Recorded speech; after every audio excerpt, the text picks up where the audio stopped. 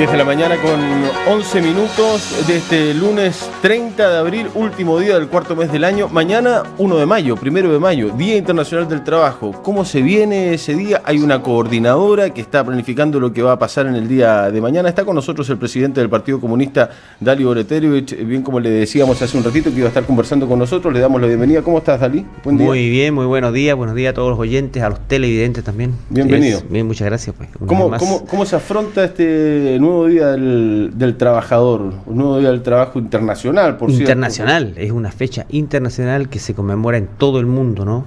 La importancia del trabajo en el desarrollo humano, en el desarrollo de la economía, que es un tema que yo diría que en Chile lamentablemente hemos ido perdiendo por diversas razones, por décadas de combate a lo que es la actividad sindical, por este constante y permanente desprestigio que termina haciendo que los trabajadores sean permeados, que finalmente estén más preocupados de esta noticia que aparece permanentemente en las redes, que muchas veces puede ser incluso hasta falsa, y nos saca del centro de qué es lo que necesitamos hoy día los trabajadores de Chile, dónde están los temas que nos deben unir más que aquellos que nos deben dividir.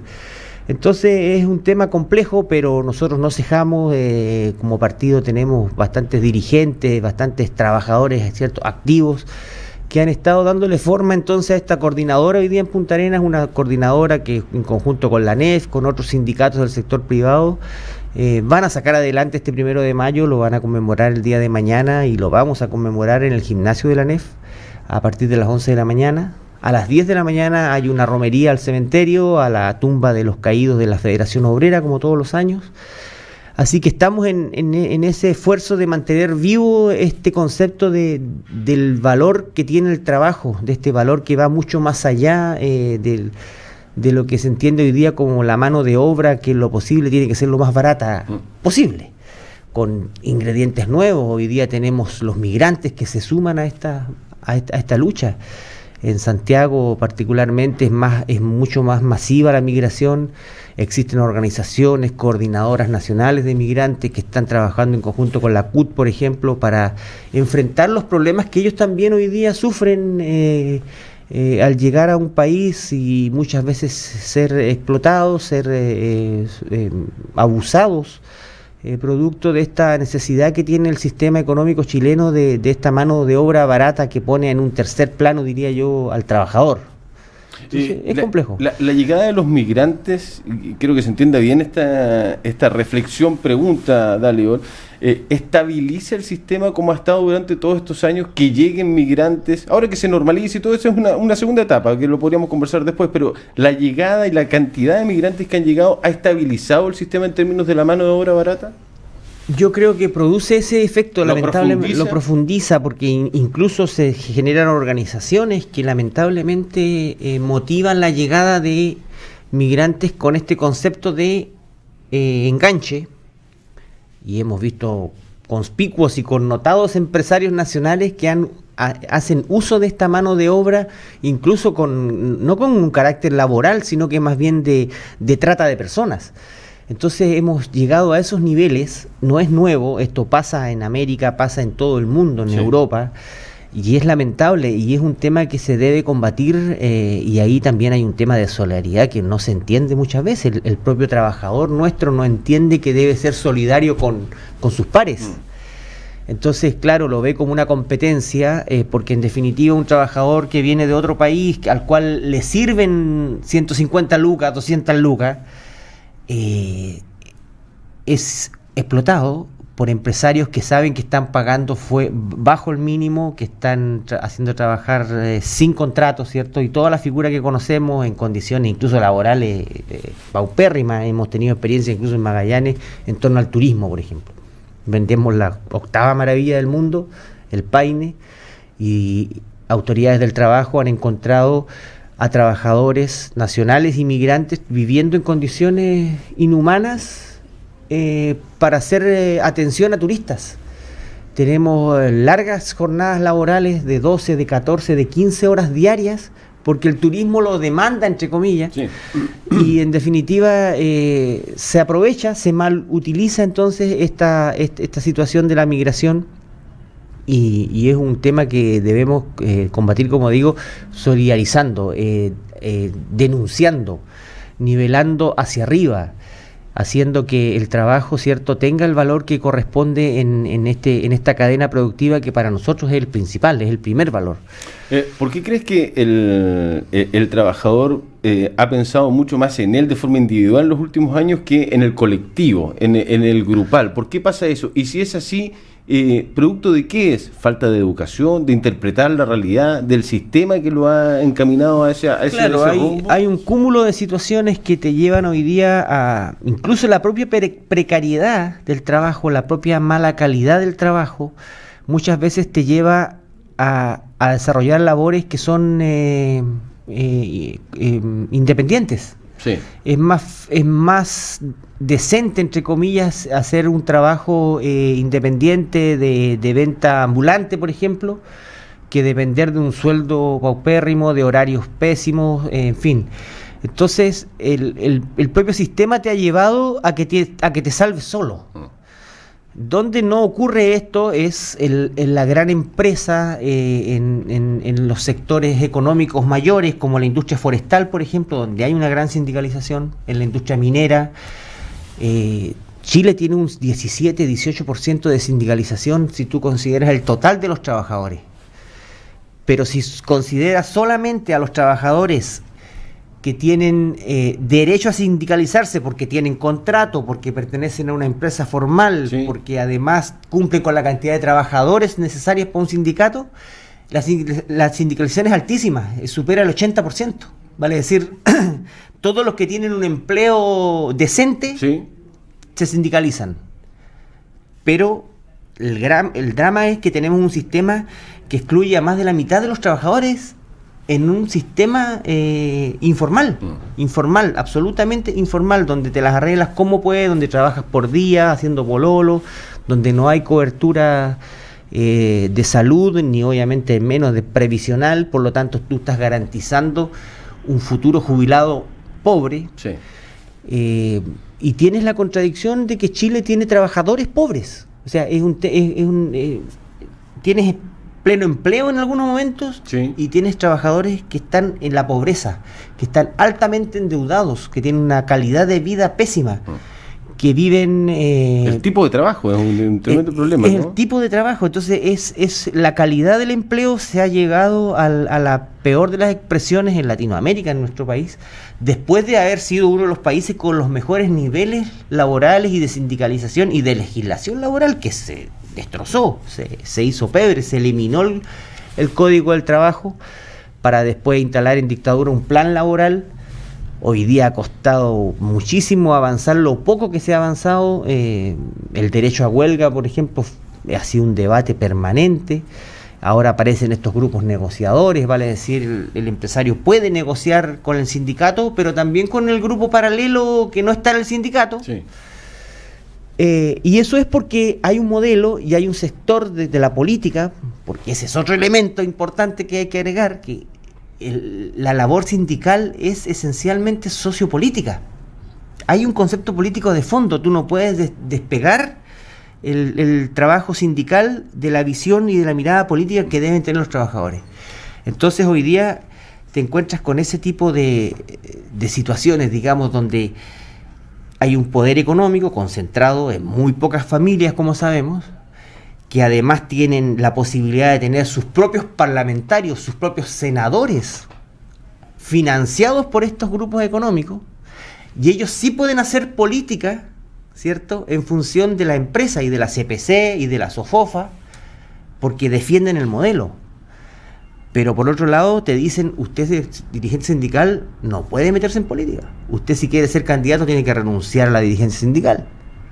Que es un contrasentido, porque es la esencia del ser... Entonces tener parlamentarios trabajadores o ex dirigentes o dirigentes es muy complejo, es muy difícil. Entonces se acota el campo de acción del sindicato, y es el mejor de los mundos. Entonces para este modelo que hoy día, como te digo, lo que hace es precarizar permanentemente el trabajo, al punto de que hoy día muchas veces los trabajadores no tenemos conciencia de la importancia que tenemos.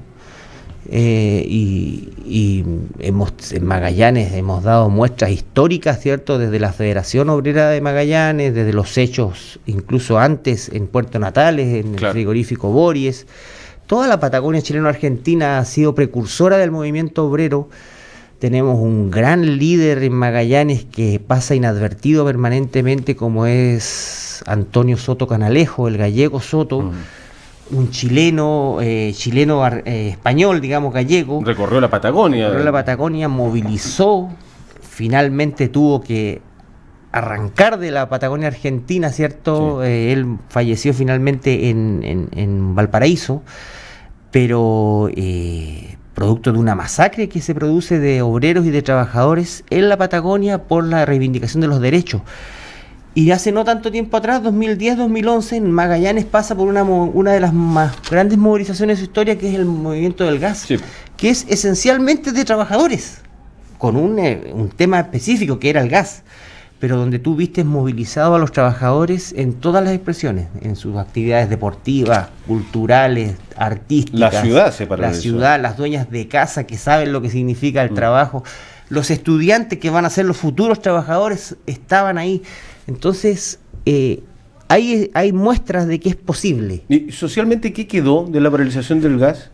Mira, yo creo que es complejo porque nosotros no hemos sido capaces de, utilizando una mala palabra, ¿no? Capitalizar. Volviendo al sistema.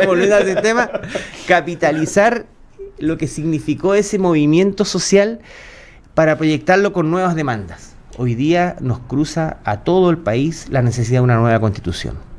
Es urgente una nueva constitución que nos dé un marco regulador más humano, más social, con un Estado, ¿cierto?, que se haga cargo de garantizar muchas cosas que hoy día no están garantizadas. Sin embargo, no somos capaces de movilizarnos en torno a eso. El tema de la AFP da la impresión de que no es tema, salvo una marcha masiva en Santiago. En el resto del país, las AFP, el no más AFP nos genera la movilización que debiésemos esperar, y estamos ante un modelo de jubilaciones que lo que menos hace es entregar pensiones. Es un sistema de capitalización para empresas, donde ponemos los recursos, donde ponemos el trabajo y donde recibimos pensiones miserables, donde asumimos las pérdidas, donde cuando hay ganancias no las vemos, y sin embargo el país no es capaz de movilizarse de manera masiva, y eso significa llegar a un gran paro nacional si es necesario, porque lo que tenemos en juego es las pensiones dignas, la vejez, y no por falta de recursos. Si las lucas están, el tema es que se usan por otra cosa. Entonces, somos un país en ese sentido demasiado conservador, diría yo. Nos cuesta mucho detonar, explotar, digamos, en términos sociales. Y Magallanes es uno de los pocos lugares del país donde ocurre cada cierto tiempo por alguna razón. Sí. Pero hay que trabajar en eso, es necesario, no estamos equivocados. No podemos seguir pensando que esto pasa porque la CUT lo hace mal, o porque existe otra central de trabajadores que es distinta a la CUT, o porque los dirigentes... Aquí hay un tema que es superior, que es la organización de los trabajadores. Ya, pero pasa por lo que tú acabas de decir también, en las diferencias internas, dirigenciales. Por ejemplo, ¿qué pasa con la CUT a nivel local? Porque hubo que organizar una coordinadora. Lamentablemente, la CUT en los últimos años en Magallanes ha venido en una caída. Lamentablemente no ha habido capacidad de articularse como corresponde. Magallanes tiene una sindicalización mayor al promedio nacional. Sin embargo, ahí hay falta trabajo. El proceso eleccionario último se dio normalidad, hubo un directorio electo y claramente ha habido incapacidad de conducir, de generar instancias, porque los temas están, los problemas existen. Estamos en un país donde hoy día tú como dirigente puedes plantear estos problemas a las autoridades y generar un camino de avance, y no se ha hecho. Solamente sobrevive hoy día sindicatos de manera aislada, que como te digo es un número importante. El sector público siempre organizado en los gremios de la salud, en los gremios de la ANEF, en el caso de la Administración Centralizada del Estado, están ahí latentes, pero falta un factor común, y por eso es que el esfuerzo es hoy día invitar para mañana, 1 de mayo, a las 11 de la mañana, al gimnasio de la ANEF, porque en reencontrarse como dirigentes, como trabajadores, sector social en general. Todo el mundo es trabajador, la gente que hace actividad deportiva, que hace actividad cultural, como te digo, es trabajador. Debe estar presente en función de sus organizaciones para finalmente trazar un camino común que nos signifique avanzar en Magallanes. En Magallanes estamos hoy día muy dependientes, más que en estos últimos meses se ha notado muchísimo. El gobierno actual está esperando que le digan desde Santiago qué hacer, cosa que no habíamos visto en los últimos tiempos al revés. ¿Está más centralizado que antes? Mucho más, y no es un tema legal. Ya a esta altura no sacamos nada de hablar de descentralización, si en realidad la voluntad del gobierno regional es esperar a que nos digan qué hacemos. Ahí tienen mucho que decir nuestros parlamentarios regionales, senadores y diputados, cuál es el camino, el rumbo que vamos a exigir que se trace para Magallanes. Porque nada impide que nosotros planteemos nuestras necesidades, nuestras demandas, que son muchísimas en todo ámbito, pero hay que organizarse para eso. Estamos muy imbuidos en lo que es la noticia nacional, el debate nacional, lo que está ocurriendo en Santiago, y la verdad es que las provincias, las regiones tienen muchísimas demandas, muchísimas particularidades, y debemos asumirlas como tal. Eso no tiene que ver con una ley de regionalización, no tiene que ver con mayores o menores atribuciones, tiene que ver con la organización, con este sentido de decir, a ver, pongámonos de acuerdo y exijamos 2 o 3 cosas que son importantes para Magallanes. Y eso parte por juntarse. Yo creo que es casi de sentido común, digamos, lo que yo planteo, pero es lo que nos falta. ¿Qué es la oposición o cuál es la oposición a nivel regional en estos momentos? ¿Cuál es tu análisis al respecto? Y ¿cuál es la visión del Partido Comunista respecto de lo que viene? Se lo preguntaba a la presidenta de la ADC hace un ratito, Eugenia Mancilla, respecto de que los conflictos internos de la ADC que vienen hace mucho tiempo, vienen también con esta asociación, por decirlo de alguna forma, con el Partido Comunista, que al interior de la ADC no estaba muy de acuerdo tampoco. ¿Cómo ven ustedes cuál es la relación o qué pretenden como relación con la ADC o con el resto de los movimientos, inclusive el Frente Amplio? No, sin duda lo que debiese ocurrir, digamos, lo que nos gustaría que ocurra, es ponernos de acuerdo en algunos elementos en común. Esto se cruza sin duda por los procesos eleccionarios. Vamos a tener ya en menos de 2 años un proceso, fines del 2019, sí. Vamos a estar hablando de elecciones del gobernador regional. Sí. Bueno, el tema central entonces, para mi gusto, no va a ser el nombre del candidato o de los y las candidatas. El tema central va a ser cuál es el programa de gobierno para Magallanes, porque habremos dado un paso al frente en términos de descentralización. Se nos está diciendo, elijan a su máxima autoridad regional. Sí. Pero esa autoridad regional tiene que venir necesariamente acompañada de un bolsito con papelitos y un bolsito lleno de ideas y de conceptos y de programas de gobierno regional. Eso es lo que tenemos que trabajar. Porque finalmente hoy día lo que uno está viendo en política es más bien renuncias, cuestionamientos, alejamientos, y no hay un debate en el centro de cuál es el tema ideológico que une a ese partido, cuál es el concepto, en este caso, de región que queremos llevar adelante. Las personas se van, las personas pueden perfectamente renunciar, y algunas la harán con elástico, otros sin elástico, pero lo que uno no aprecia hoy día es el debate ideológico, el tema de fondo, para dónde vamos, qué es lo que queremos. Vamos a aceptar que se siga aumentando, por ejemplo, la industria salmonera en Magallanes, que es un tema que está latente. Se están anunciando inversiones millonarias en salmones en Magallanes, y con el compromiso de que ahora sí lo van a hacer bien. ¿Hay postura respecto a eso en una eventual futura coalición de gobierno regional? ¿El turismo le vamos a dar el empuje que requiere? El tema de la minería, la ganadería, la innovación, que es tan importante. ¿Cuál va a ser el rol de la Universidad de Magallanes para Magallanes en los próximos años? ¿Te falta una carta de navegación de la actual administración? Para nosotros es central eso, como partido. Después vemos el nombre y después vemos quién encabezará esto, pero pongámonos de acuerdo en lo otro. ¿Pero qué se busca? ¿Todos contra?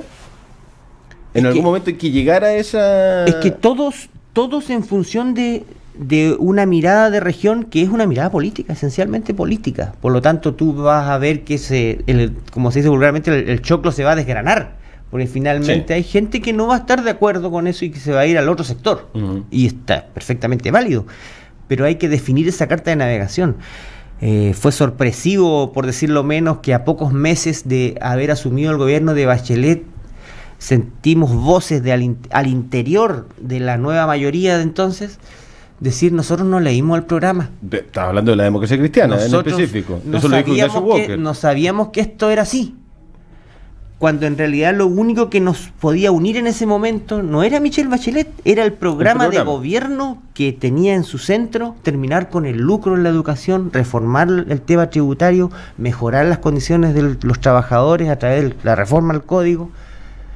Claro, resulta que eso a algunos no les gustó y eran parte de la coalición. No pensábamos que era para tanto. Yo escuché voces de militantes, no puedo decir que pensaron que en su momento que el programa era un documento que después se iba a guardar en un cajón. Íbamos a seguir haciendo lo mismo que hacíamos antes. Y dijeron, pero resulta que estaba el Partido Comunista y estos nos dejaron que guardemos el documento. Y hubo que apechugar. Entonces, cuando tú planteas eso, ese es el centro. El centro es esa carta de navegación que tú dices. Es ese listado que incluso puede ser un listado de supermercado. Puede ser súper simple y corto. Pero que después nos ponemos de acuerdo cómo lo hacemos. Pero hay demandas que son concretas para Magallanes. ¿Quién le va a poner el cascabel al gato en el tema de las líneas aéreas? Si la solución no pasa por pedir vuelos humanitarios.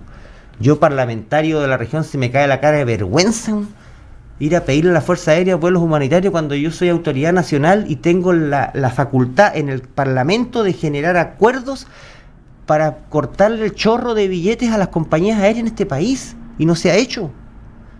Yo como parlamentario se me cae la cara de vergüenza ir a solidarizar con los que sufren, cuando en realidad mi labor es darle la vuelta a la tuerca para que esto se arregle, y no ocurre.